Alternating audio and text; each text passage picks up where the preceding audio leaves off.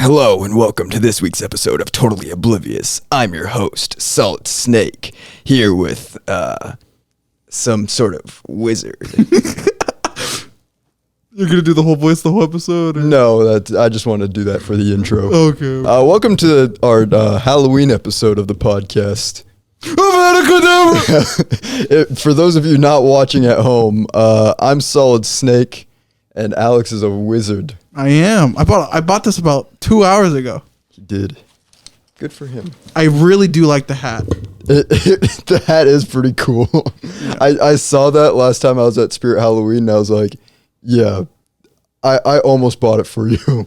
This close. I only needed a robe, but I couldn't find any robes, shockingly. Mm-hmm. So I just went with the poncho. Also, I'm extremely hot. Alex is going to be sweating bullets by the end of this. But you won't be able to tell because the hair's covering it up. I don't even know how the fuck I sound. You'll just see your eyes just sweat glistening. Cool off. I don't know how they do. Dude, low key, this thing is going to be fun to play with. Dude, you get something to fidget with. Did I ever tell you I took the Harry Potter quiz and apparently, not to brag or anything, but out of all my family members, apparently I'm just a badass. Yeah.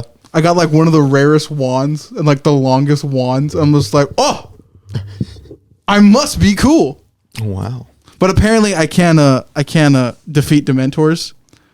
So if I ever meet one, the ones that eat your spirit, I'm kind of fucked. If I knew what you were talking about, I'd probably say that's cool. Do you not like Harry Potter? Were you ever even interested? I've never read the books. I've never stayed awake for a movie. Really? Nope. Why not? The one movie that I did stay awake for, couldn't tell you what happens. I didn't pay attention. How old are you? I'd say maybe 7. That's fair. Those movies don't really...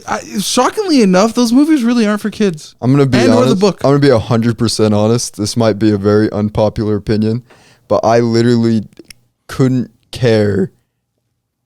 I could not possibly care less about anything dealing with Harry Potter. Really? Why is that?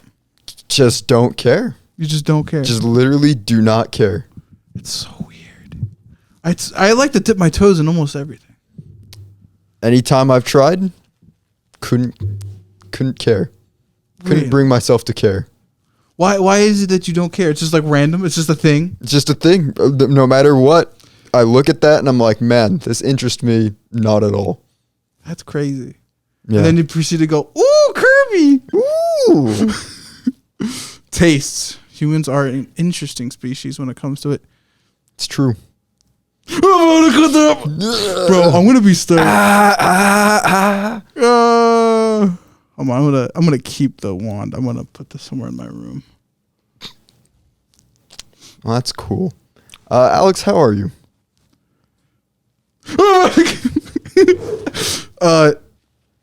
Boy, I'm in the wrong character for this. Did you put your name in the goblet of fire?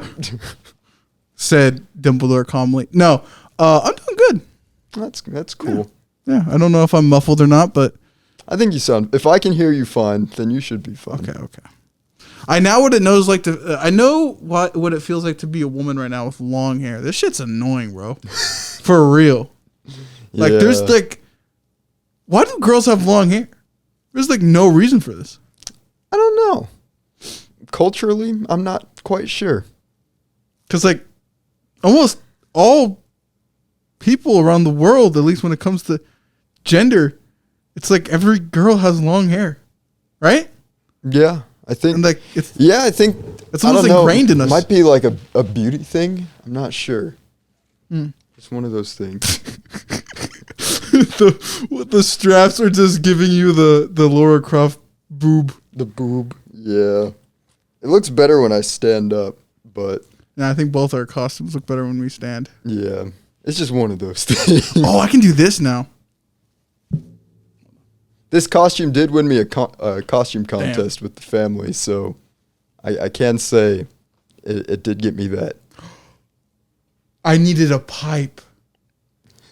Fuck. What you need a pipe for? Just to look cool. Just a...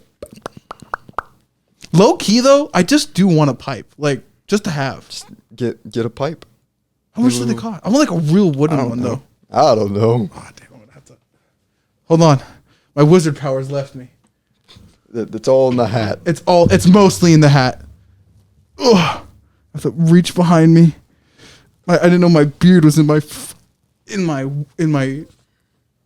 poncho. Anyway, what are we doing today? Today's episode, since it is spooky month, the end of spooky month, I thought we should end it on a grand finale. Let's kill some things. Oh, we're doing this now. I remember. So I did slack a little bit on my due diligence on this particular episode because I did want to watch every horror movie to be able to give a good assumption on how they went. But I didn't have time to do that. But today we are going to be fighting horror movie villains.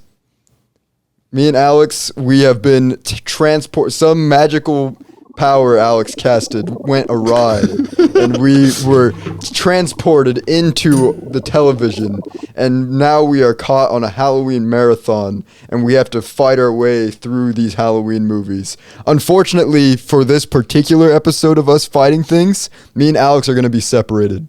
Oh. The only people we have on our side are the idiots that are within these horror movies. Oh, so it's just how we would survive? How we would survive these movies. Do you have a list? So I do kind of have a list.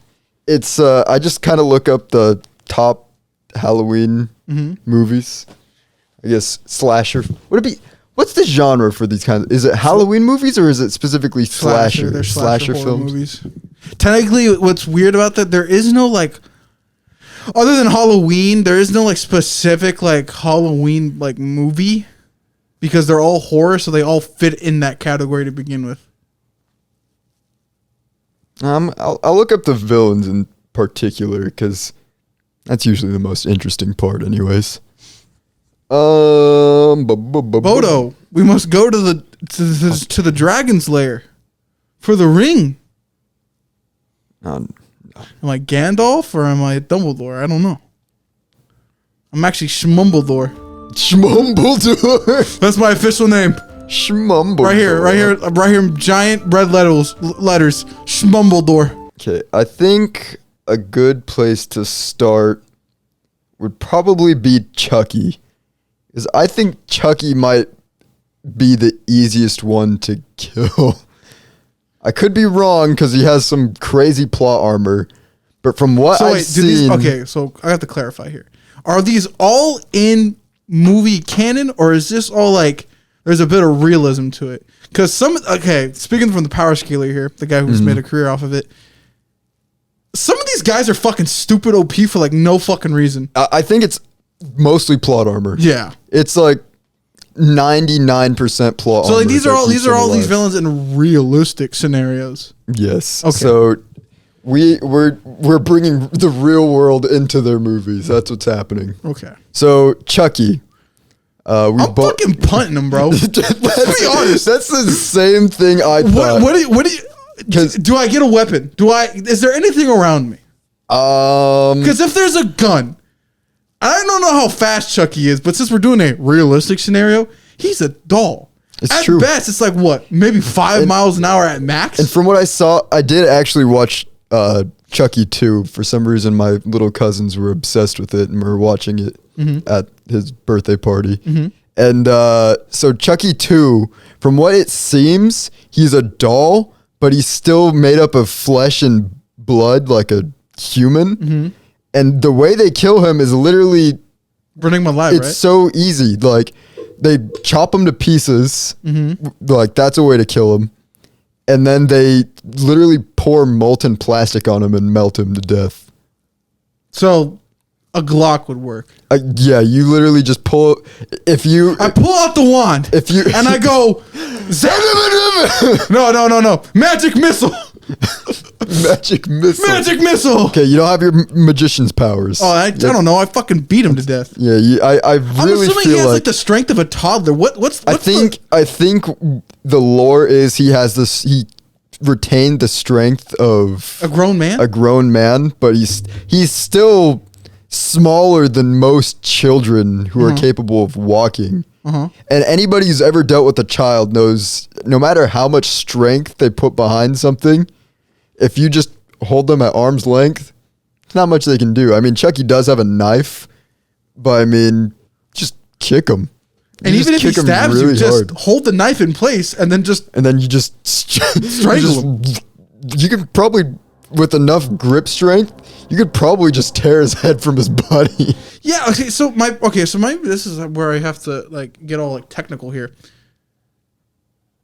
Is it like Ant-Man where it's like he's small like that, but he still retains all that strength? I think so. Yeah. It's so like he's just Ant-Man without being cool. Or I think I could take him. This is why I think he's very easy to kill because he's just a regular dude. He's a regular dude, but he's super small and is still just reliant on worldly things to kill you. So all you really need to do is just find a good blunt object and you just beat him down. You don't need... I think you can kill him feasibly by yourself, which typically they do. Mussolini him? Probably, a rock. Yeah. A rock. You could beat him to death with a rock. I cast rock. I love this. So I attach a C4 to him. Then I proceed to do an air combo. I proceed to 0 to death. Does Snake have a 0 to... I think everybody in the game has a 0 to death, but it's like super fucking hard for some. I guess it depends on which Smash game, but I think everyone in Ultimate should have a 0 to death. Really? At least every top tier does. Mm-hmm. But yeah, Chucky incredibly easy to kill. Yeah. I don't know much about Chucky though. I think he might, if I'm not wrong, I think he's defeated in every single movie. And in 2, the one I watched in specific, like he was dead, but plot armor or just plot is the only reason he came back. So wasn't he burned alive in one of the movies? Wasn't that the first one? Or I don't know. I know the second one melted into a puddle of plastic, which was then. So if I just put like battery acid over him, would that kill him? Yeah, probably. Like I said, he's surprisingly people give. Wait, I don't know how this franchise really got that popular because he's surprisingly easy to kill. Okay, here's another question: could I just realistically throw him in like a dryer? You could and put it on full blast. You probably could, because there's like. Yeah, no, yeah. I think unless you can open it from the inside. Any conventional way you can kill a toddler, you can use on Chucky. You're going to have to blank that out in post.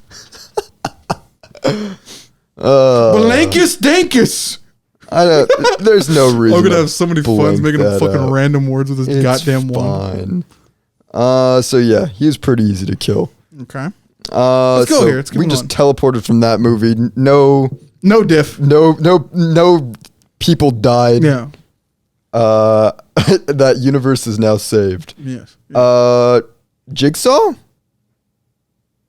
Oh, Saw? What do you do? So I guess here's the idea that I have is defeating them means you get out of the situation alive. You can't die in these situations. Okay. So the thing with Jigsaw is he's just... One, he's fucking stupid. He tried to kill a person because somebody was depressed. Like, yes, finally, I can kill somebody. No, so the thing with Jigsaw is, so do I have to play his game or do I have to just beat up the old man? Well, I guess that's the thing. If you're, from what I know about the Saw movies, is if you're genuinely happy with life, you. Maybe with Jigsaw, you have to try to save the other people and get them out of the traps. Because we just got teleported into the movie, so we wouldn't find ourselves within a trap at that point. God, I'd actually be mortified. I'd be like, God damn, his head's off. Oh, man. What the fuck? Those movies are overly fucking violent for like no reason. A little bit, yeah. A lot of these I'm gonna be honest. What's up with people in the horror genre, bro? Like, don't get me wrong. I've seen my fair share of beheading videos and people being shot down. But like, god damn. What the fuck is happening in Saw? I think it's just the shock factor because at this point, that's all horror movies go for. It's just shock factor, which I would try to help. I would try to help those people, honestly.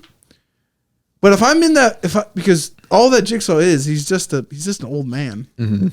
I don't think he has any abnormal abilities and or powers. I don't think so either. So if I just had to fight Jigsaw, I think I could just do the same to Chucky.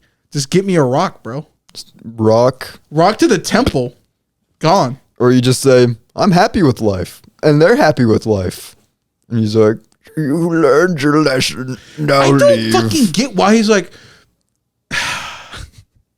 it's something to do with he's like morals and it's like the reverse balance of Punisher. of morals and my life sucks. But you're gonna try to live if you're in a dire situation. It's like his motives are a little Saw's always been weird. I don't think I'd actually glossy. be able to help anybody in those movies. Don't get me wrong. It's very hard. I think I have common sense, but the shit they be doing in those movies be fucking overly crazy. Yeah. Like, I don't think I'd be realistically able, like myself, be able to like get anybody out of those traps. All I'm saying is though, if I'm meeting that old man, going with a classic weapon, rock, Just one the rock, or a large object that can be willed to blunt force somebody. True. I don't even need the tactical shovel for this. I just sneezed and I'm like, oh no, you have a cold now. That has a 90% chance of killing you at your age. Yeah, So there you go. bitch. Good job. Man, Blemish. that one might be even easier than Chucky. Yeah. All right. Depends on the scenario, though. Let's go with Freddy Krueger. All right, so we finally entered the fuck zone. Okay, so this is a bit difficult here. Mm-hmm. I need a refresher on what he does exactly. All right. Let's look at his Freddy Krueger fan wiki. Yes, because I know it's like he can see you in dreams. Like when you dream, you're fucked. But I don't exactly know how to beat him. That's the problem. Because once you're in the dream, if you die in the dream, you're serial fucked. killer. Dream demon. That's his full-time job. Dream demon. I hope it pays well. Where's the power scaling? I don't really have any power that I really feel like looking through. So to my knowledge, he just goes in your dreams and kills you. He kills you in your dreams. It's fucked up. So joke's on him. I don't dream. Isn't it only he's already lost. Isn't it only on Elm Street though? I don't know. So wait, realistically speaking, if I just don't take a nap or sleep in Elm Street, I win. I think in later movies, it's like he can just travel wherever he wants. So when the fuck do you call it Nightmare on Elm Street then? Because at first it was on Elm Street. Who the fuck got him out of Elm Street? I don't know. I guess the part-time fucking demon thing kind of was successful. The plot did. But yeah, honestly, he can't touch me if I'm not dreaming. Okay, try to see if you remember this. If someone wakes you up in real life, do you wake up or no? Because if that's the case, yes. So if that's the case, I gotta remember. There's a sleeping pattern that you can do in real life. It's the Batman one. It's like the ones that were made up for Batman. It's like, yeah, like if you wanted to be Batman, you'd have to do this sleeping pattern. Just do that one, and I think, and you'd never encounter him. I think also too the way that they beat him in the first one, which I don't even know if that actually counts as defeating him because the ending was like the whole thing was a dream, which is weird. It's double dream, kind of stupid.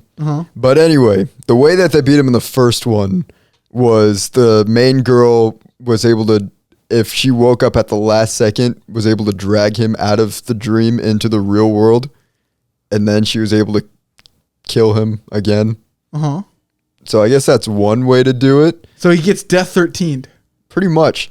But also I feel like if you're able to lucid dream and you just go into that dream with murderous intent, I think you have a good shot. So if I bring a Glock into the dream world, he's fucked. He kind of is because he only works close range. Call an ambulance. Call an ambulance. Not for me, though. He's like, hello, it's me. And you're like... all those years of COD really paid off. Man. You never thought I slept with a Glock, did you? I might be tired, but I'm not out of options. Man, we're just destroying these guys. They have no chance. Because realistically, without any plot armor, they're all fucked. They kind of are. They honestly, mostly rely on the stupidity of their victims to win. Mostly white girls. Mostly white girls. Hey, it's a trend. I don't know what's up with white girls. White girls, guys named Chad. Yeah, really weird. It really is weird. All right, who's next on the chopping block? Man, all these the horror movie side characters, because I think we just took the main character spot. Mm-hmm. Man, they're just looking at us like, they're just speedrunning this shit. Are we the murderers? It's just are we the villains? I am the villain. He's like, how are you gonna beat Freddy Krueger? Give me 5 minutes. How are you gonna beat Freddy Krueger? Watch this. I'm sleeping, right? Last second. Come here, bitch. I guess your side characters are better off than mine. I don't even have to fight them. I don't fall asleep. I don't dream. So if I had side characters help, I'd be like, all right, everybody grab a knife. When I go to sleep, I'm gonna tackle the son of a bitch, and then I'm gonna bring him into and you're gonna have to violently shake me. Give me like 10 minutes. Mm-hmm. I'll bring him in. Once he's out of the real world, everyone just stab the fuck out of him. I'm like, you know what? Hold on. Here's the thing. If I can't dream to bring him out, then here's the idea. So in this reality, you're able to bring things you sleep with into that world, right? So I just snuggle up next to whoever's gonna dream first. Mm-hmm. And then Freddy's like, I got you now. And I come out of the sheets. I'm like, surprise. Surprise, man. They brought me into the dream. But guess what? It's not real me. It's dream me. So I have unlimited power. Funny. However they view me in the dream, that's what I become. So there you go. I saved them too. Biatch. There you go. Freddy Krueger, honestly. Get Krugered. Get Krugered. I don't know if that's what you want to say. I think that's more something he would say, killing someone. No, he says, what's his catchphrase? Sup, bitch? Rick and Morty. No, what does Freddy Krueger say? I'm all old. I got burned alive. I have no friends. I'm a reject Deadpool. He is. Kinda. Just not a cool Deadpool. I know. All right. Let's go Leprechaun. I try to forget that movie exists. Wasn't that extremely popular in like black neighborhoods? I don't know. Isn't that the lore behind that movie in real life? No, let's go with the classic one. What? Dracula. We just got transported into Dracula's castle. I'm gonna ask you this. Movie Dracula with the guy from Star Wars? Or book Dracula? Well, book Dracula is different from movie Dracula. Dracula. Movie. Movie Dracula? Yeah. Specifically Hotel Transylvania Dracula. Oh, you want that one? I don't know. I haven't. That's the only Dracula I've seen in film. Have you never watched the original black and white one? No. Really? That's a good one. No, I haven't. I don't know how to beat that version of him. He's a little bit goofy. A little goofy. Yeah, a little bit goofy. I don't know how they killed him in the original book. Because if I remember correctly, they do stab him with a stake. Yeah, I think maybe vampire was a bad way to go because those are like common, known ways to kill. He also trained with Satan, by the way. He did? Yeah, in the book, he trained. I kid you not. Caleb in post. It is right here on screen. Dracula trained in hell with Satan in his magical arts school. I kid you not. There is a Hogwarts dark arts version in Dracula. Kid you the fuck not. And it's just everybody just forgets about that. It's hilarious. Interesting. Also, Dracula can transform into a wolf. He's both werewolf and vampire. Fun fact. More wolf than werewolf. Man, for characters that are incredibly popular, it's very hard to find their actual powers. Who do you got? I know most. All right, next up, Michael Myers.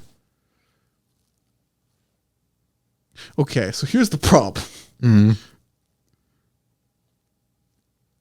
Should we add the just to make it a little more challenging? We have to make sure nobody dies in the movie. Okay, here's the thing with Michael though. Michael's weird. He's always been weird. You can't kill him. He's unkillable. Like I understand the whole plot armor bullshit, But there's just moments where he's just like, motherfucker, did you just walk through literal flesh corroding acid and just keep on walking? Did he actually? Yes. What? And I think he also survived like a fucking like.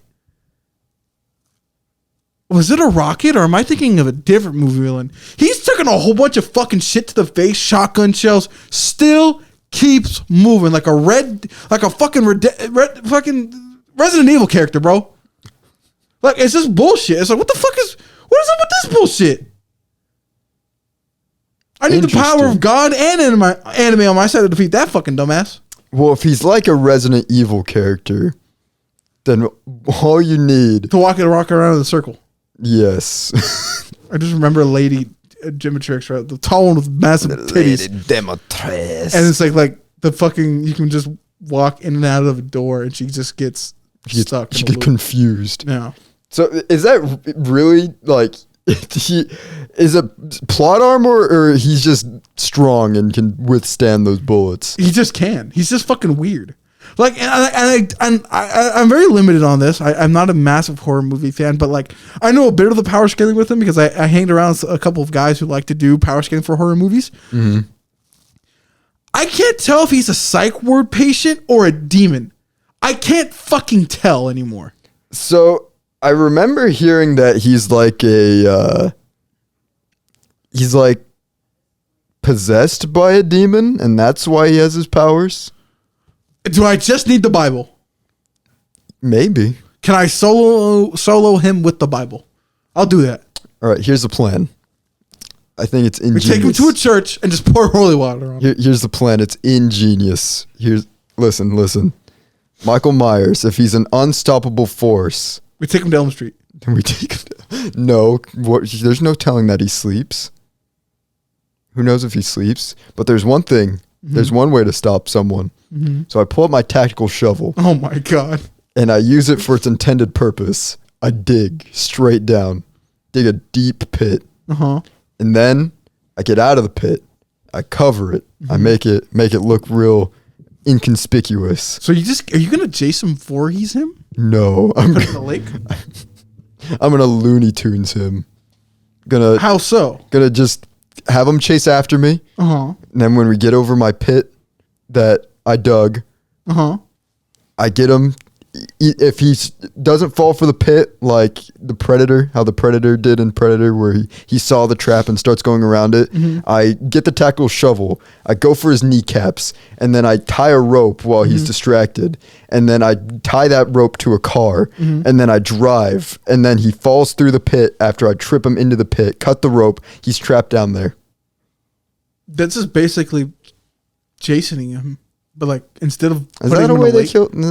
That's one of the ways they kill him. They trap him in the lake? Yeah, they just sink him to the bottom of a lake. Clearly that didn't work the first time because that's how he died in the first place. No, I think after that movie, he went to space. He glitched and went into space. Yeah, or something like that. So I remember like that was the official way they killed him. They killed him by drowning him. Yeah. So he got Wolverined. It's the most bullcrap way I don't know how they did it though. That is so dumb. There's no way. Yeah, Google it. There's even a monument to that scene in Minnesota, one of the Great Lakes. Somebody just has like a cosplay, a replica of him, and he's just in the water. Fun fact. So you're just basically doing that to Michael Myers. We'll get back to Jason, but yeah, I just drop him in a pit. I mean, if he really is immortal, and at least he's not getting out. He somehow stays in prison, though. He stays in prison? In the latest movie, he was in prison, and then he got out. So I don't exactly know what the fuck he's doing. So is he not that strong? Is he just impervious? I don't... See, here's the thing. So if you're impervious, you can break through anything. Realistically, all I have to do is once he's in this hole, is I just fill it with cement. Mm-hmm. And he's not getting out. Yeah. Apparently. Man. Horror movie villains are weird. They're just all bullshit. I really just beat Michael Myers using cartoon logic. Yeah? Man. Who would have thought it was that easy? These characters in horror movies are truly stupid. I know people sometimes arguing, but wait, Metas. Don't wait, metas. Me. I'm with Caleb. None of the actual thinking behind this works. We're all doing this for fun. It's for fun. And also at this point, because we brought the real world into a horror movie, we also have the full knowledge that we're inside of a movie. Yeah. And just decide that none of our actions have consequences and just start doing whatever the heck we want. So if I want to just steal a cement mixer, I can. Real. I just go in and I steal a cement mixer. Or like, I don't know, beat up a cop and then steal all of his weapons in his fucking car.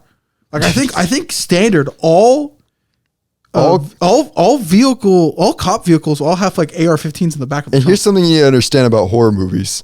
All these cops are basically the same as just an NPC in a video game. Whatever you do to them doesn't matter. I can Skyrim them with a bucket and just pick. We don't have to save the cops. We just have bucket to save bucket. We just have to save the unruly college teen students, whatever they are. They better give me free booze afterwards. If they don't, I'm gonna become the new serial killer. Well, there's no point because as soon as we defeat the killer, we're zapped into the next movie. Oh, thanks for the beer. We just beat Halloween's over. We just defeated Michael Myers. We're going to the next movie, which is Scream. Also, another regular guy, except the new one where he took a shotgun shell to the face. That's exactly what I'm saying. So this one might actually be the toughest fight out of all of them. Maybe we got to this too early because every other Scream, I think we fully are capable of just taking out these normal guys.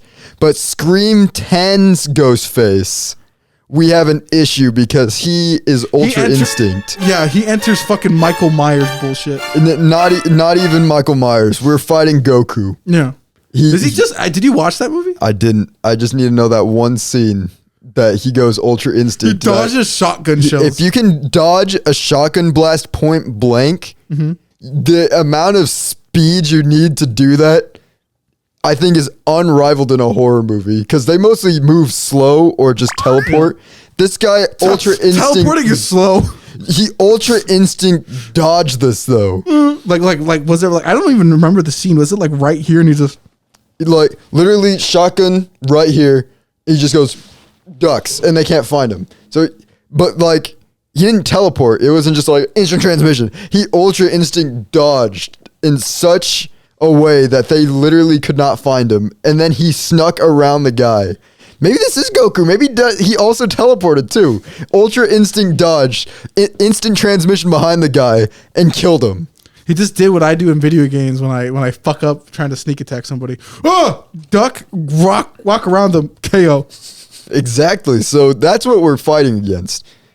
We accidentally got into a Scream marathon on TV. So we easily saved all those college students and babysitters from the other Scream Ghostface guys. But then we got to Jenna Ortega. I don't know if I can save you. This guy, we're fighting Goku.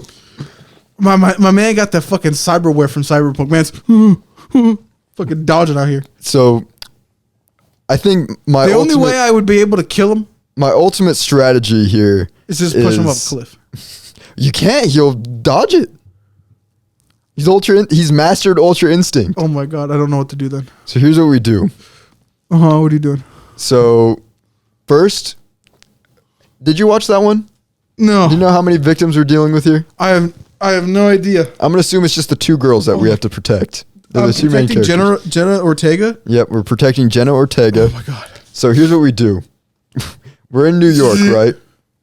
And we hitch a ride on a flight to Master Roshi's Island. And we learn how to do the Kamehameha, and we learn how to control Ki. Then we work our way up from there. We ask Roshi, hey, do you think we can get in contact with the God of Destruction or... Do you know anybody close to him? Weiss, anyone around that? And then we, hopefully at this point, we get to Beerus' planet. We train with Weiss for a while. I think at this point, I don't know if this is actually Goku or if it's a guy who just has Ultra Instinct mastered. But I think we have a little bit of time. Did we have stage 4 cancer and beat it, or what was the deal here? Why is Goku Scream? I don't know. I don't know. I don't know the plot. Hey, it's me, Goku. I just know he has Ultra Instinct, and there's only one person I really know that knows Ultra Instinct, unless, of course, in this universe, this person mastered Ultra Instinct. So how does he die? Does anybody know how he dies? Because if it's like for a goofy reason, like I'll be honest, if it's this, I think all the other ones just got stabbed or shot, and or ran over. Probably. So it's just like, what's up with Scream 10? Scream 10? Yeah. Let's look it up. How does Ghostface die in Scream 10? How does Ghostface die in Scream? I feel so cool. Oh, it's not 10. It's 6. Oh, 6. Why the fuck were we saying? We were thinking of Saw. Yeah, you're right. Who is the killer in Scream 6? What's googling this? Goku? The ending of Scream 6. Go ahead and Spoilers if anybody's never watched Scream 6. But now let's go ahead and Spoilers for all of these. The killer is in Scream 6. And this time, Scream 6 actually has 3 killers. You've got Detective Bailey as one of the killers. You have Quinn as one of the killers. And you have Ethan as the 3rd killer. And their motive is that they are Richie from Scream 5's family. So there you go. That is who the killers are in Scream 6.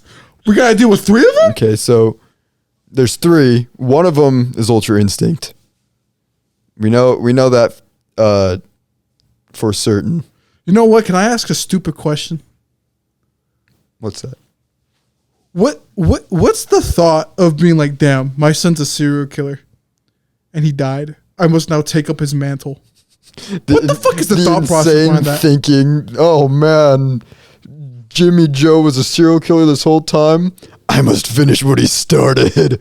Fucking wacko, bro. Yeah, that's kind of insane behavior. Insane? Caleb, I don't think you understand. That's like criminally, or I don't know, I need a more bombastic word. Like, batshit insane. Crazy. So anyway, I finished my training with Whis, and I come back to Earth, and then I defeat the other 2 people who don't have Ultra Instinct, and then I go one-on-one with the guy who does have Ultra Instinct. But now that I do have Ultra Instinct as well, I just pull a shotgun to the back of his skull, and I just blast it while in Ultra Instinct. Somebody animate that. Arguably, I'm assuming that is an outlier feat, and all these guys are still just all regular people. Mm-hmm. I don't know. I try to find a weapon of some kind, stick myself in a corner, and blast them. Just fucking full on Modern Warfare camp this fucking gas station or something. There you go. Yeah, just camp. Yeah. That probably is the best way to deal with a lot of these horror villains. Is if you just stay in one spot. That's the thing. They're looking for you. Yeah. But the moment you're expecting them to come, that's like, they're done. Yeah. Which is when we lead to Leatherface. We just got teleported. I think I might be a little OP going to fight Leatherface now that I've trained with gods. Uh-huh. But, your powers carry over? Yeah. Do we carry over all our items? Yeah, so right now you have the claws of Freddy Krueger. Uh-huh. You have, I guess... Scream's knife. Ghostface knife. Uh-huh. Who else did we kill? Chucky. You just have his little booties attached to... They're just there for distractions. For distraction. What the fuck you throw booties at me for? Who else did we kill? I don't remember the other ones. I don't think anybody else has a significant power. They weren't significant, Michael Myers.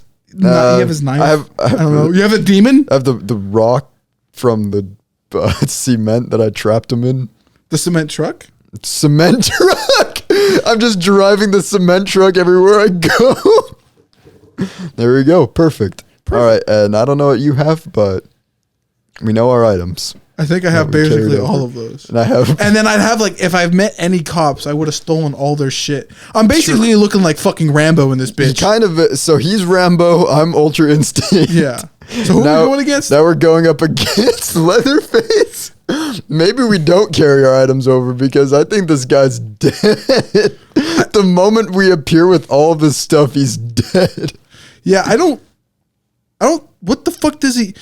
You know what's weird? I think I talked about it on the podcast before, but isn't the lore of that is it's just some random ass backwoods like Texas thing. But it makes no fucking sense because like. So the only thing he has going for him is also super strength. He's basically Michael Myers, but you can actually hurt him. But you can actually like feasibly kill him. Yeah, I don't know if I'm looking like Rambo with the fucking M16, shotgun, grenades, smoke bombs. Man, I know I'm not tactically trained for this, but this is if my man's down the lane, no objects to hide behind cover, is a full melee build with realistic stats. Man, I'm fucking gunning him down. Man, maybe we should go in with empty pockets because I think this is too easy now. Yeah, because with a lot of these scenarios, they're just like kids with nothing. It's true. Like, and this is a weird trend. You just notice this? All these people are all petite. And like most of the time, and always either get like snuck up on or they're never ready. They're always having sex. Or that too. That's the thing. The moment that's how you survive these horror movies. You just don't have sex. Hide in a corner with a shotgun. Hide in a corner with a shotgun. Don't have sex, and you'll be fine. Yeah, just camp. Just camp with the claymore. And I think that might be what you. Let's just say we go in. We don't get to keep any of our items. I lose my ultra instinct ability. Oh my god. But so we go in against Leatherface. We see people hung up on meat hooks, and we're like, what do? We got to save these people as well. Technically, you know what you can't. No, I don't want to save them. We have to. We have to make this hard on ourselves. We have to save the people. Technically, the only thing you have to do in Chainsaw Massacre is just drive away. That's how you do it in all of these. But these people choose not to. No. In specific with Chainsaw Massacre, driving away does beat them in the end. Wow. So if I find a truck with keys and gas that's not been tampered with, GG's. How many survivors are with you? How many survivors would you say are trapped in this facility? How many? In a movie, typically, how many people? Is it like is there a minimum? Maybe I'd say maybe like 8. I just saved the main female lead. How many players can play in the new Texas Chainsaw Massacre game? Isn't it like 8? Let me find out. Or some bullshit like that. Valacadabra. Google-less, Woogle-less. That's a boom. Right there. Found it. First link. 7 players. That was about right. So does that include the killer? I think that would include the killer. Okay, it's 4 players on the victim and 3 players on the killer. Oh. So let's just say there's yourself and 4 other people for this because we got teleported into the movie. Okay. So you got to save these 4 people. So you're just going straight for the truck and dipping. Yeah, no, there's no way. I'm bloodlusted. I'm going to kill this man. I want your head in my trophy case. So I'm going in. I get these people off the meat hooks. And I'm taking a note from... I'm taking them. I'm remembering this conversation that me and you had. Alex, just camp out. All right, I'm camping out. I grab all the meat hooks, and I just wait.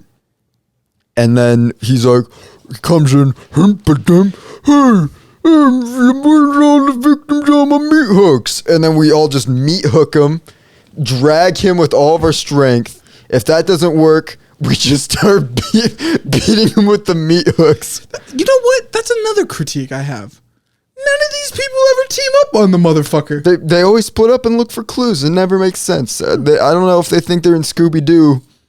That's low-key Scooby-Doo solos? The mystery gang would probably solo all of these guys. Yeah. I'm going to be honest. No, they would.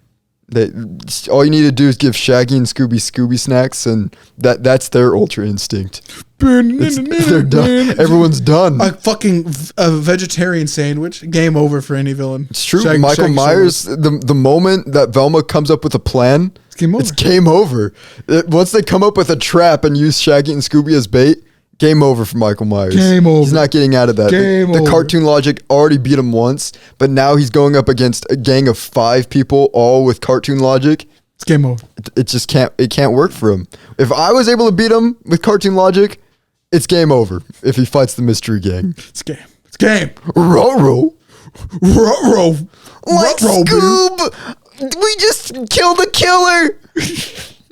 We're going to go to prison, man. We're going to prison, man. And then they teleport to the next movie. So behind us is the mystery gang following. They also got sucked into horror movies. Oh my fucking god. Okay. So, yeah, I'm shocked you haven't brought up Alien and or Predator. we could. Do you want to fight them too? Are we on the ship?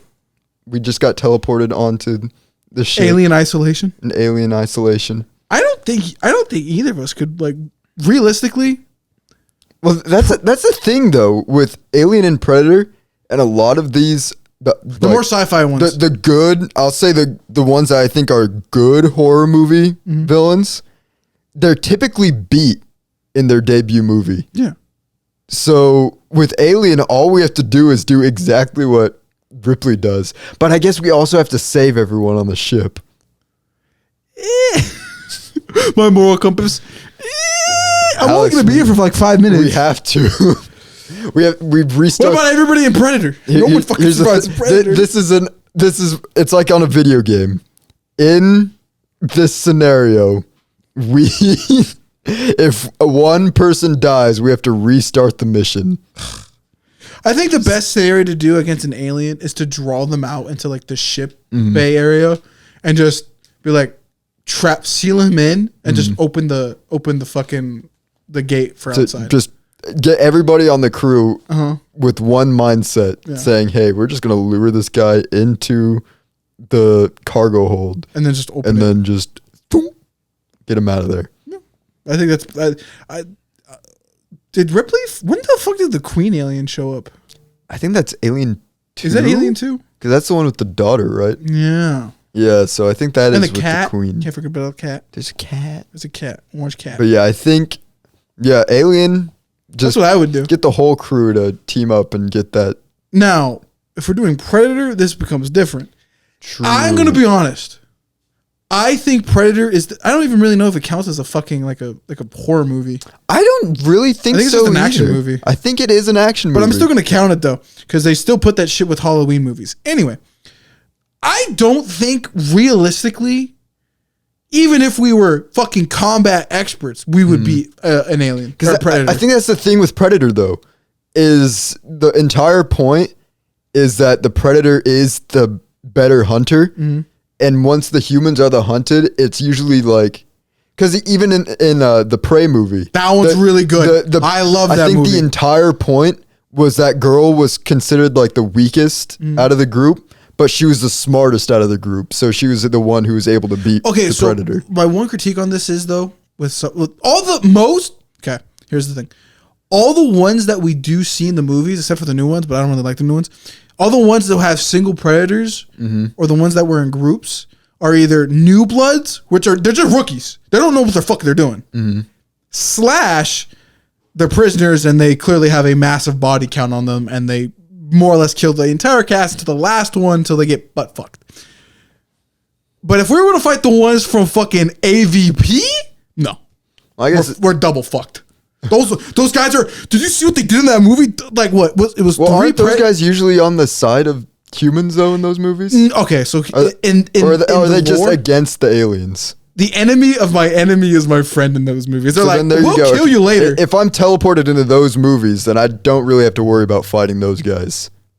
Yes, but if I'm teleported specifically into a Predator movie, then you're fucked. Then I'm fighting, yeah. But at that point, I just have to lay out the most complex trap and avoid upfront confrontation at all costs. Yeah. Am I saving the whole crew? I'm going to have to try or else I fail the mission. So I just pull an Arnold, send everybody to the chopper though. I'm like, you guys all go to the chopper. And that was just me. And I'm going to fight this guy by myself. And I just do his plan, trap it good enough until it blows itself up. How are you going to survive the nuke, though? If Arnold could run fast enough, I can. I can't remember if that nuke was a small nuke or not. Because I've heard conflicting... Arnold survived, so...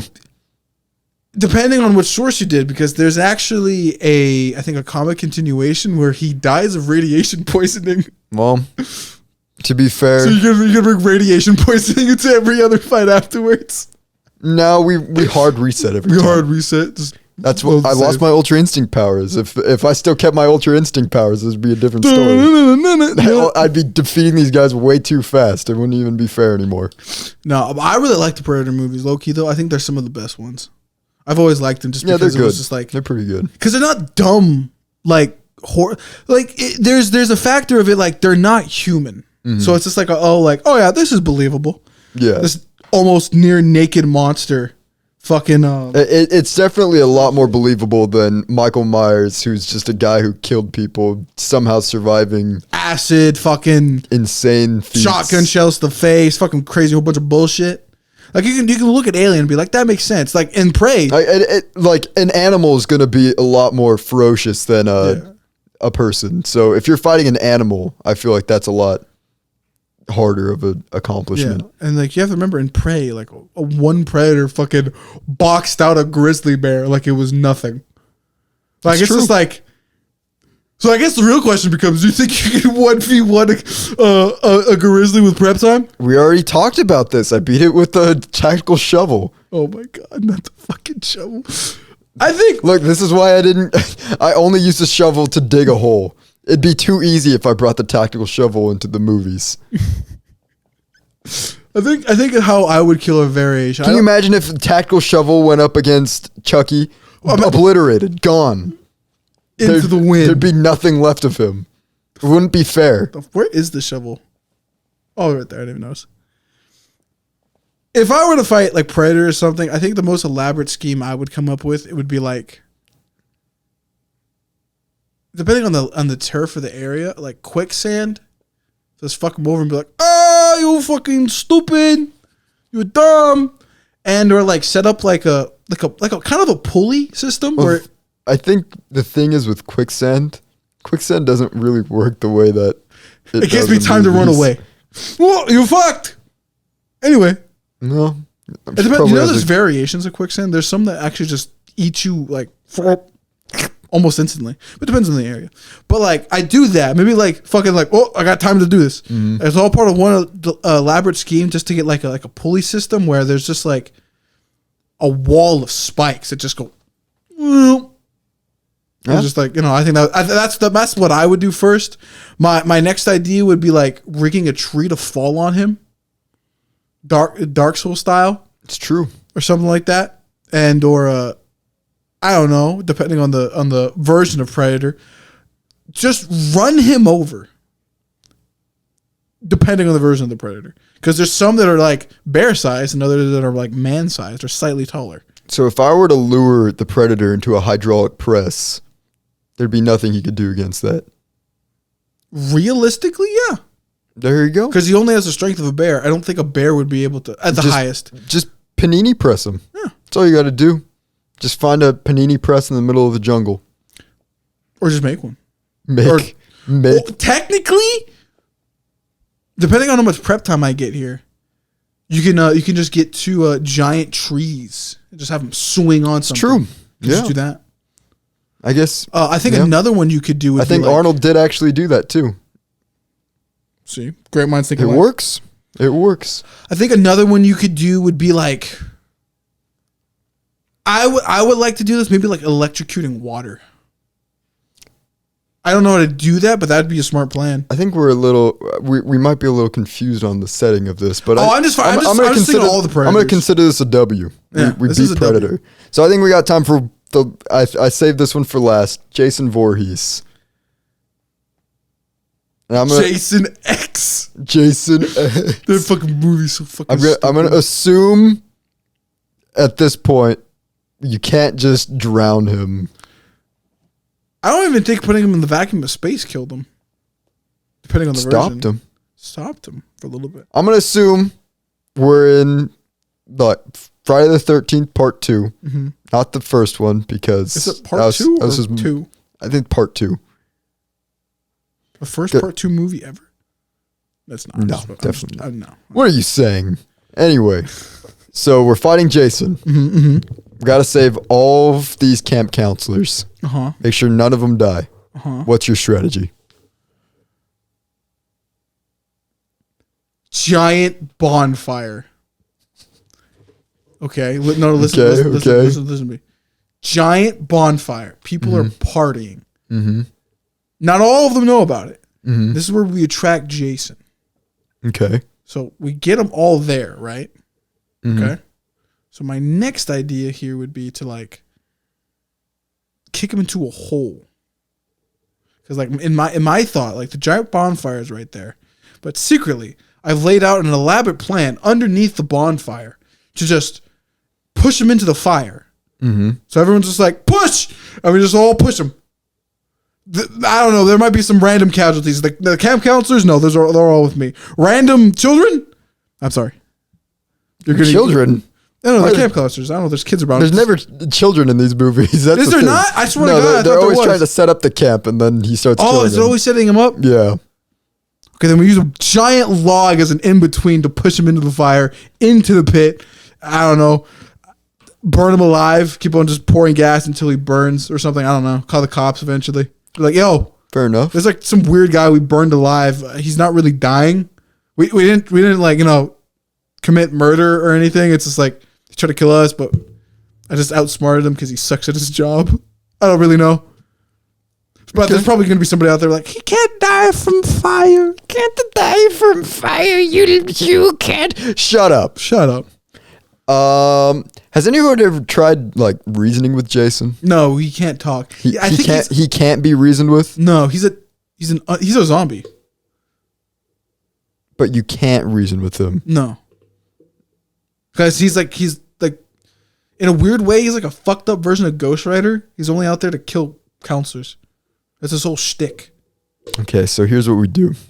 Here's what We send him to therapy. Well, you just say he can't comprehend, so we can't do It's that. all to the version. It's not going to actually help him. He's not gonna go. He's gonna keep trying to kill the counselors, which I can't allow that, or else I can't go home. So here's what I do. I get all the camp counselors. Uh-huh. We work together, get a car running, leave. But I'm not done with Jason by just leaving. Uh-huh. I'm ending this once and for all.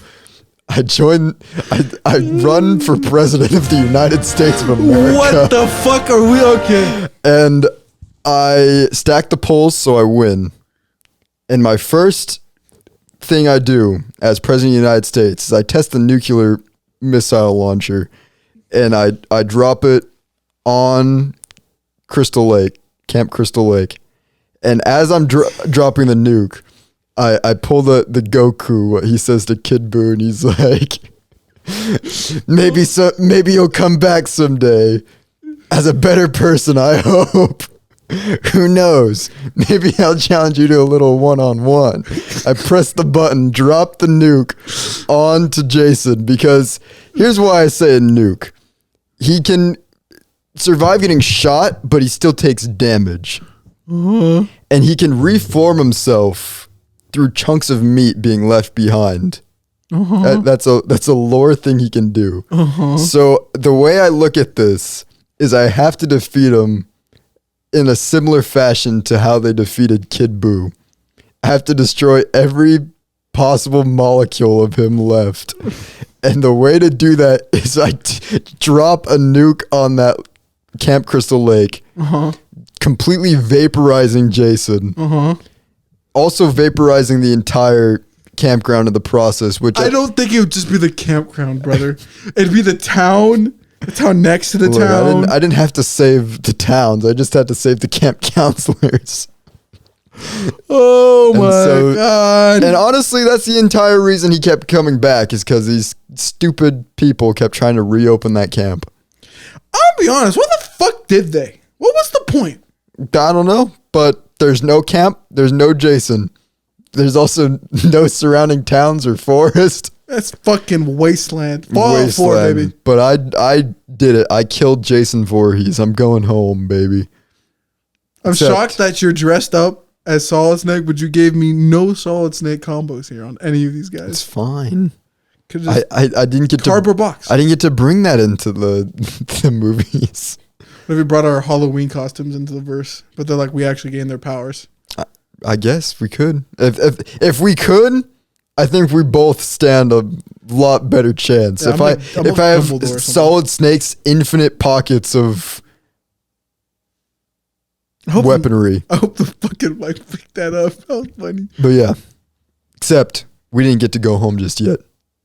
Who else are we fucking dealing with? I'm just going to do this as a bonus because I want to talk about this movie. We go into the Thing. I'm in the middle of Antarctica. What are you doing? How are you winning this game of Among Us? What's your strategy to winning? I haven't watched The Thing in forever. Great movie. My favorite horror movie. I think it's probably one of the best. Yeah. In my opinion, it's the only one that really captures the idea that these guys are like fucked, screwed. No matter what they do, they're honestly screwed. I think the best with no plot armor. The Thing has no plot armor. These guys are just screwed at its base form. Because that one's difficult because you're like in Antarctica. Like if we're actually, all the others were joke scenarios. Clearly this is the one where you want to be serious with. This is a real serious this is one. Serious. We thought we were going home. Yeah. But I'm stuck in Antarctica. I can't run for president in Antarctica. So the problem is I don't know the cast. Like the people. Because like with a game of Among Us, you usually play with your friends, so you're able to fucking rat out when somebody's fucking lying or has become the thing. Or isn't the imposter.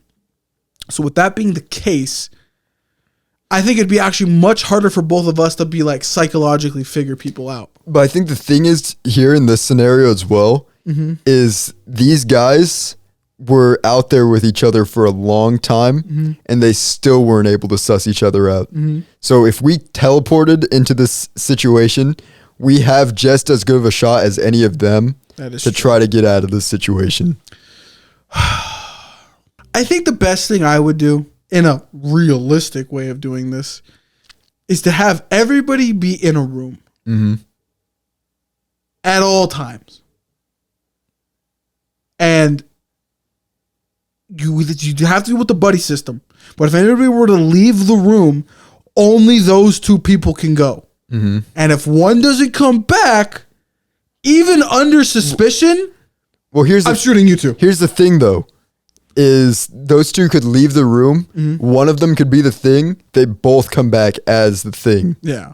So the buddy system doesn't really work because that means I'd make nobody leave the room.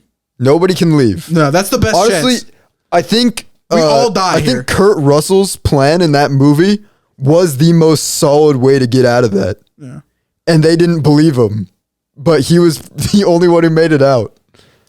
Yeah, that's the only way you'd win. This might be the one case that I don't think it's possible to save everybody. No. Because at least one person has already become the Thing. Yeah. And if one person becomes it, unless you are the god at sussing out who is a Thing and are able to completely destroy the Thing at that moment in time, which I think they almost do in the movie. But isn't it like speculated, like there's one theory that the two that survive at the end are literally just regular people? Isn't that the idea? There's a lot of different theories. Because it's like on either the end he's of the movie. one or the other one's one or they're both fine. So I think that it is like up in the air. They're either both survivors, one is the Thing and the other isn't, and because they both drink out of the same bottle, which would have turned one or the other into the Thing if one was the Thing. And I think at that point, like they both just genuinely knew like they were gonna die no matter what, because they were stuck. They were stuck out there in the middle of the snow. No way of getting home. No way of contacting anybody. And if one person was the Thing, then it didn't matter if they turned into a Thing because they were gonna die anyways. So it's like a lose-lose scenario for everybody. It kind of is, because no matter they lived. If they were both survivors, they lived, but they're still gonna die from the elements. Yeah. So I think the only way that like they won is if they both survived and died from the elements, because then nobody else can turn into the Thing. If somebody came to the wreckage and like tried to get their bodies. Yeah, I think they would all be. You either have to make everybody sit in a singular spot until somebody acts weird. So somebody breaks. And I know it's going to be kind of morbid. Mm-hmm. But if I'm just the motherfucker that teleported in and I'm the odd one out here and I'm like, well, going to be honest with you, someone's going to die here. I'd go full Micah. We're all going to die. We're like, someone's dying here. And I got a pot roast in the oven back in my home universe. I got a pot roast. I got to get home. This movie marathon's going on a little long. Yeah, and so I got to get out of the TV. Yeah, and I don't know if I have any resets. So everybody's going to stay in this room. And I have a flamethrower. Right? So that's how you kill it, right? Yep. Fire. So if any of you do anything fucking stupid, I'm just going to burn you alive. Okay? Okay. I think that's the thing with this movie. This is probably why I like this. And if anybody disagrees with me right now, I'll just burn you. This is probably why I like this movie so much, is because that's what they do in the movie. Mm-hmm. But there's always the people who are sus of the people saying that they were going to kill them if they did anything stupid, because then they thought they were the thing for being bloodthirsty. But really, they were just trying to protect themselves. Mm-hmm. So it's like, this movie really only has like one winning scenario, and that's where only one person lives. Where like everybody, the whole place just had to be burned down. Yeah. And I think at this point, since we basically are just living this movie at this point, we see Kurt Russell and that guy taking their one last swig. They hand it over to us, and we're like, peace out, and we just teleport back to the real world. Holy fuck, they weren't actually really from here. They're like, what just happened? What the fuck? Oh, by the way, neither of you are the... Bye. I'm gonna tell the writers this is my headcanon. Bye. Yeah, that's such a good So wait, movie, if though. both of them drank out of the bottle, so it's doesn't either... that mean they're both it's not either... it? If one of them was the thing, then the movie ends where they both turned into the thing. If neither of them were the thing, then they both just So then, wait. were out there. Okay, then this leads me to another question. Were there multiple things? So the way the thing worked is the moment that any sort of like there's DNA contact, like I think is more fluid contact than anything. If that entered somebody's bloodstream, it's just immediately started taking over the cells, and so they just became one. So that dog that they brought in, that was the thing at the very beginning, going into the dog pen, if it drank out of their water or like sneezed on any of the other dogs, those dogs would have then become the thing. So they're like a hive mind, right? Yeah. So then at the end of that movie, then, if they're both the thing, I don't think they'd be both a thing. I just don't think that one's likely. That one's at the bottom of the list. I genuinely do think that they both survived. Yeah. And were both actually people at the end, because the way the entire movie played out is Kurt Russell was the only one who you could know for certain was not the thing. Plot twist he was. He never had any contact with the thing. He's the only person who even thought rationally to begin with. And then everybody else was just fucking going crazy. The other guy who survived Childs was the only person who ever believed Kurt Russell throughout the entire movie. And he went out, he was by himself the whole time the end plot of the movie happened. So you could assume he had no contact with the thing at that point, because he was safe when he left. And then when you finally see him again, he's still safe. And you knew the only other things were in the building and he was outside the whole time. Yes, now I remember. So yeah, that's a great movie. If you haven't seen that movie, we just spoiled all of it. Yeah. But watch it. It's so good. Even though you know the ending, because I did know the ending when I first watched it. Yeah. It's still so good because it's still it's the tension that they build up. Maybe that's the entire point of this episode is good movies have tension. I don't like a lot of these popular horror movies because they go too much into the slasher and big scares and stuff. But in reality, what you need for a horror movie is for it to just be tension. Like there's another one, the Invisible Man movie. That guy wasn't. Is that the new one or the old one? I watched the new one. Did the new one fuck? I heard that one The fucked. new one was pretty good. It was honestly pretty good because everything that happened in it was believable. And like the buildup and like conflict that happened within the movie was believable. And there was always the tension that you weren't entirely sure that what was like where the attack was going to come from. That's what the Wonder Review. it was just I think that's just the problem with horror movies that they just don't capture is there's not like there's never. I guess here's the thing too to think about. When I've been watching all these horror franchises, I start with the first movie, right? And those first movies usually hit 1 and 2 fuck. 1 and 2 usually are very good. Chucky 2 was not good. Chucky 3 though was ass. I'm pretty sure I haven't got the chance to watch Friday the 13th Part 2. I'm pretty sure that one's also very good. It has literally one of the most iconic horror movies. I'm assuming it's I'm good. pretty sure, to my knowledge, those movies hit because they weren't trying to be like crazy on the gore. Yeah. They were just like, it was like the Friday the 13th Part 1. That was all tension, the whole movie. You didn't know what was going on until the very end. And I think that was good because it was believable. And you could get the crazy stuff with Jason too, but as long as you keep it believable, where the characters are being believable in this situation, that's really all you need. And you don't need the crazy plot armor for your horror villains. You just need them to do crazy stuff. I think what horror movie writers need to do is Zodiac Killer it. Like look, if you look at the Zodiac Killer, he fits into a lot of the Michael Myers category, the Jason category, the Scream category, because people like that did exist.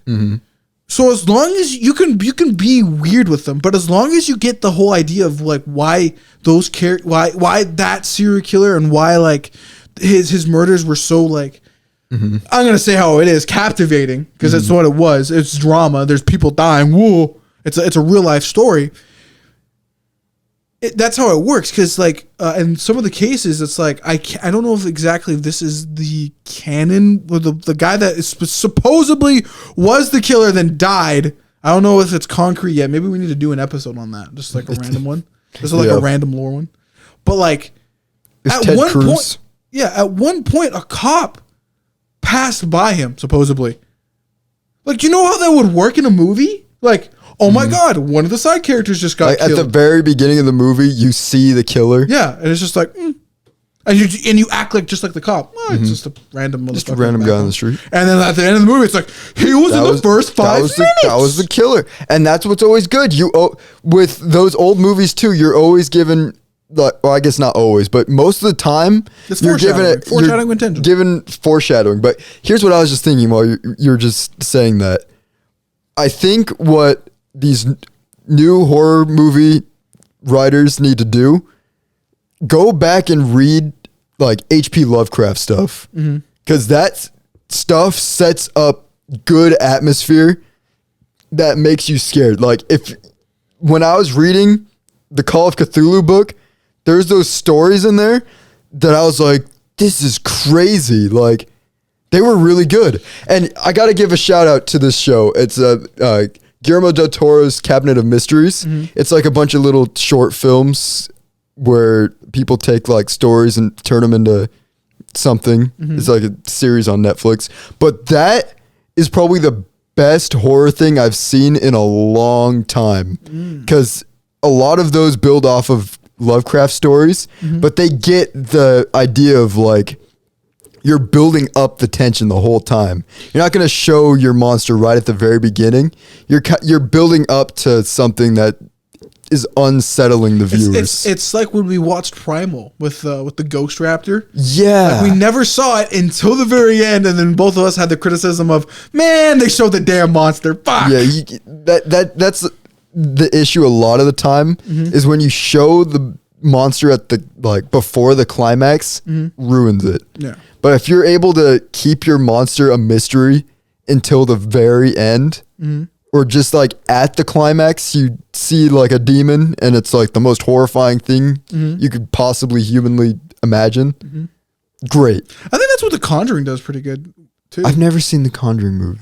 I've seen screenshots and clips of it, and like I can tell like, oh, this is like the climax and shit, and like the demons haven't been showing up until that. I think the thing that turned me off with the Conjuring movies is with a lot of those movies that have come out with demons and stuff, there's a lot of just like where it doesn't make sense that what the demon's doing.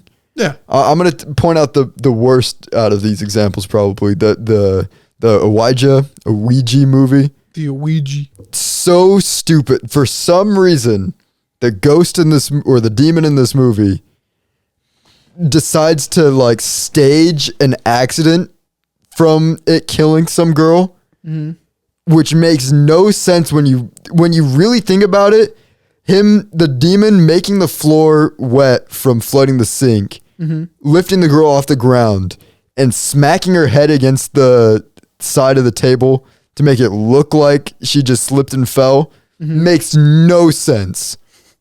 Literally makes no sense. If you're a demon, you're not going to go through the effort to cover up your tracks. It's not like Luigi's going to come out and investigate that house and arrest you for committing murder. But like, if you're a demon trying to kill someone, you're just going to kill them. No. You're not going to go through that much effort to kill somebody. You're just going to kill them. But no, you're right. I think a lot of the time, this is so random as fuck, but I've been reading a book about how to make manga, or like, the art of making stories, from Araki, the guy who made JoJo's, and like he brings up a good example of oh my god, I'm forgetting the guy's name. He's the round one, the big fat director. I forgot his name. It's the guy who has the example of, you tell the audience there's a bomb underneath the table. That's how you make tension. But not the characters that know. I forgot his name. I'm forgetting it. The round? Yeah, he's fat. He's fat. He's a fat British. I forgot his name. I don't know. Fuck, I forgot his name.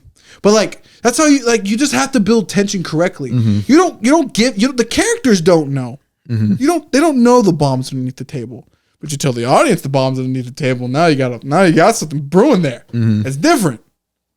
And it's not random as fuck. It just comes off of like, what the fuck?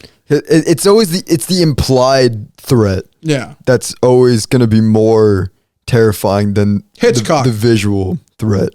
That's who his name was. Hitchcock. That's right. Yeah. I remember now. Yeah.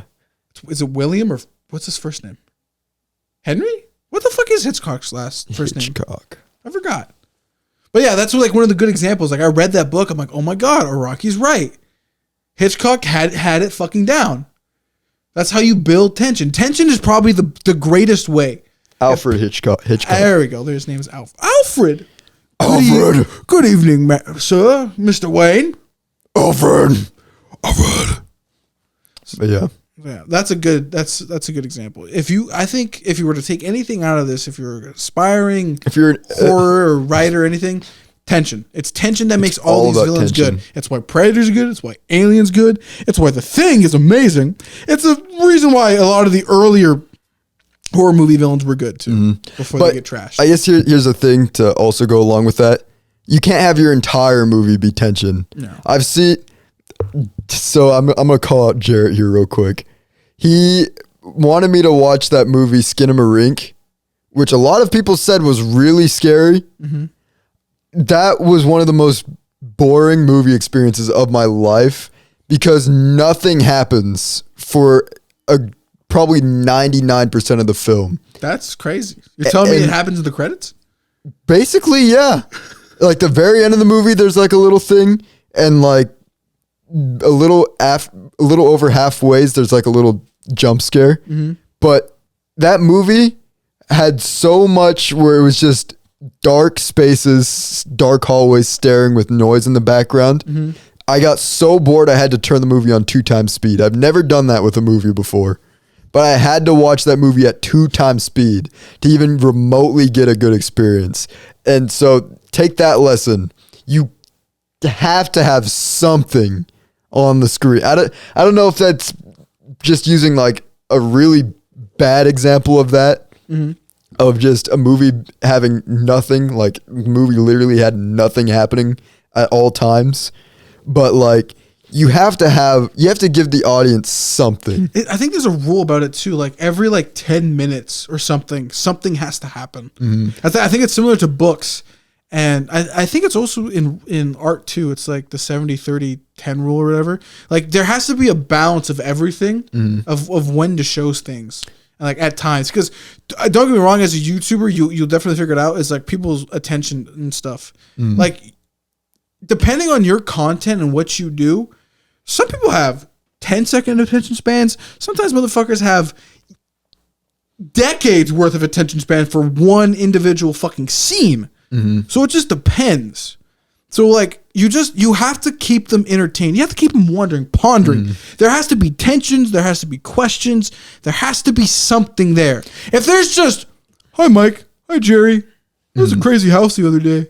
Like if it's just boring dialogue and nothing's happening on screen, it's fucking stupid. Like if it's just dialogue, maybe a cool scene, but it's like half-assed dialogue, it's ass. You're gonna lose the audience, and if you're just going for cheap scares along with that, it's not gonna be a good movie. I think here's where I think Blair Witch also is a good example of a movie that did a good job at this.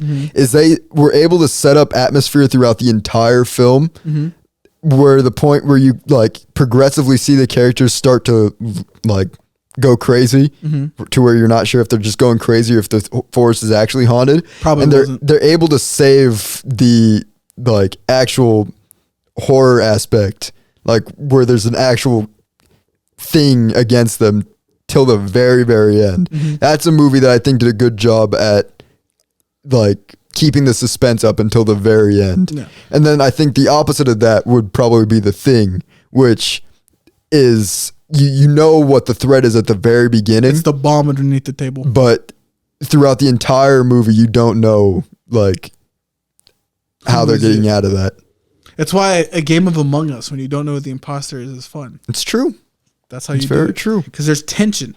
Once you know there's a problem, and even then, writing and screenplay, there's always exceptions to the rule. You can tell the audience there's a bomb, and you can also tell the characters there's a bomb. Because now what happens when both audience and character know there's a problem? Now you're wondering what are they going to do, and now the characters have to have a whole completely different conversation than what they were having previously.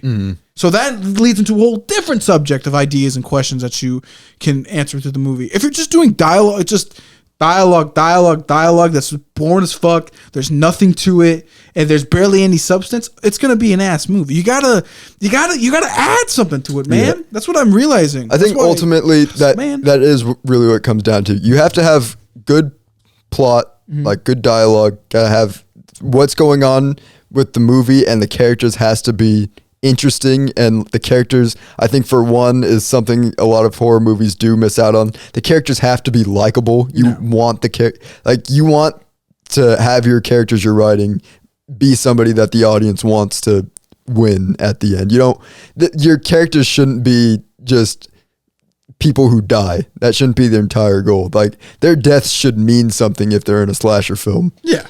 And Like the oh my god, I forgot. It's that and atmosphere. That's really all you need. It's such a simple thing that just a lot of people don't get with horror movies. Because it's just like regular close-up shot. There's nothing to it. It's just the lighting's not there, and there's movies make me. I'm not a big movie guy, but I do appreciate when a movie has